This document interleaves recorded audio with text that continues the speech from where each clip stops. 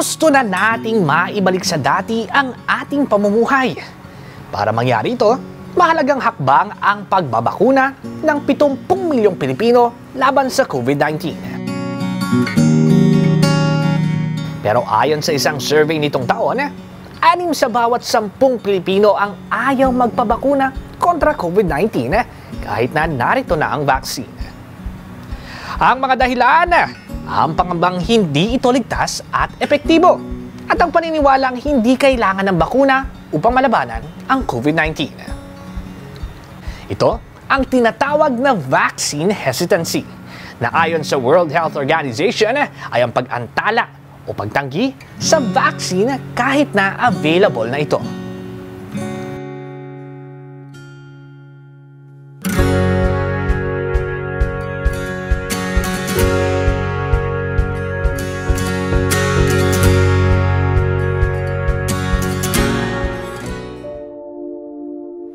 Iba-ibang dahilan ng vaccine hesitancy.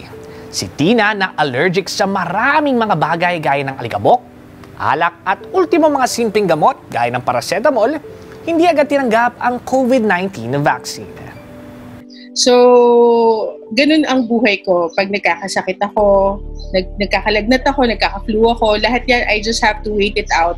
So, nung dumating itong vaccine, talagang sobrang natakot ako. Gusto ko, sa totoo lang. Pero kasi, parang what if on the spot, bigla akong mangisay? What if, alam mo yung ang dami kong naiisip talaga. Si Boom, diskumpiyado pa rin sa kaligtasan ng COVID-19 na vaccine. Yung span ng paggawa ng vaccine against COVID-19 ay napakabilis. So feeling ko yung efficacy noon, kahit pa sabihin nila na 93%, 95%, or even kahit pa sabihin nilang 100% ay safe na yon, hindi ako kampante because dun sa span of time na inilaan nila for that vaccine. Bukod sa side effects at kaligtasan, may iba namang kinatatakutan ang 58 taong gulang na si Israel. Unang-una, takot talaga ako sa karayo. Kaya lang, naisip ko rin yun na baka mamaya maging requirements yun. Lalong-lalo sa pagbabiyahe, sa pagpasok sa trabaho. Kaya naisipan ko na rin bandang huli na baka magpabakuna rin ako.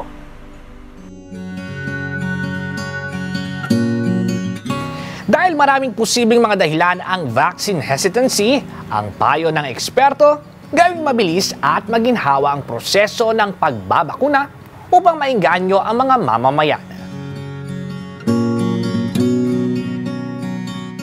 Mahirap pong magpabakuna eh. And we have to bring the vaccine closer to our people. Ilapit natin sa pintuan yung bakuna. No? So kung kaya, sa bawat barangay may vaccination site na maliliit, kahit 20 lang binabakunahan nila araw-araw, kakayanin nyo, no? Coordinated by the City Health Office or Municipal Health Office. Kung kaya po na, kung kaya na sana magbigay yung gobyerno ng free leave, no? Marami po sa mga bakuna center namin, pag tinanong mo, bakit po hindi kayo nakapunta ng second dose na talaga? Bakit kayo nagpa-risk? Dok, kasi hindi ako makapag-file ng leave, no? So, isa to sa mga policies na pwede nating gawin, no? So, kasabay ng pagdadala sa bakuna sa mga pintuan through community-based vaccination centers, yung mga ganito, yung mga enabling factors na para mahakot natin yung mga nagpapabakuna papunta doon sa mga community-based vaccination centers natin. Kung ang pagbabalik trabaho ang inaalala ng piano tuner na si Israel, may kani-kanilang dahilan din sina Boom at Tina kaya't nagbago ang kanilang isip ukol sa vaccine.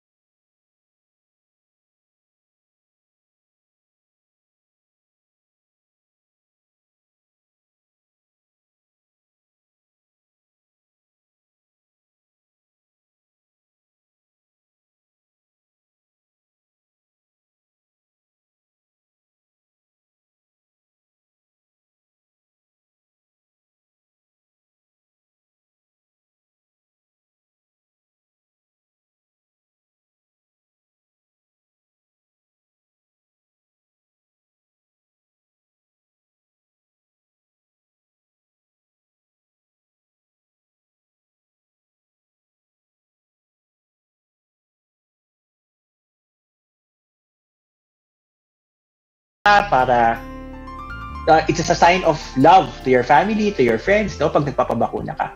Dahil maayos ang proseso ng pagbabakuna sa kani-kanilang vaccination sites, naengganyo sina Israel, Tina at Boom na bumalik para sa kanilang pangalawang dose. Kaya naman, may mensahe sila para sa mga nag-aatubili pa ring magpabakuna kontra COVID-19. Ang masasabi ko lang sa mga ayaw pa magpabakuna, ngayon pa lang magdesisyon na kayo, magpabakuna kayo. Wala namang dapat ikatakot.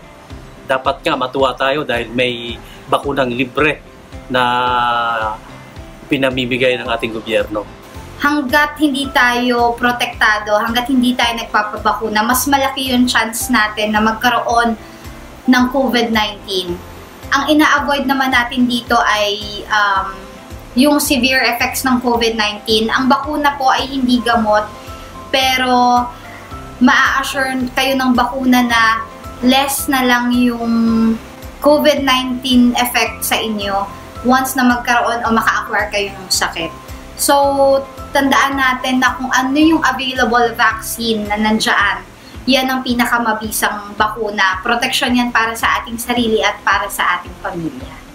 Once it's readily available sa'yo, please take it. Well, still, even if we are vaccinated, my husband and I chose to still stay home, only do what we need from outside. Gagawin pa rin namin. We still do the normal health protocols. Ganun pa rin. Maingat tayo sa cleanliness, wash your hands, mask pa rin.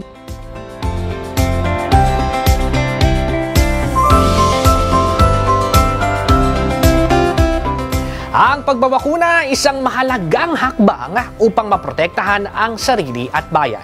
Sa ganitong paraan, mapapabilis ang pagbabalik sa buhay na dati nakasanayan. Para sa Panahon TV, ako si Patrick Obsuna.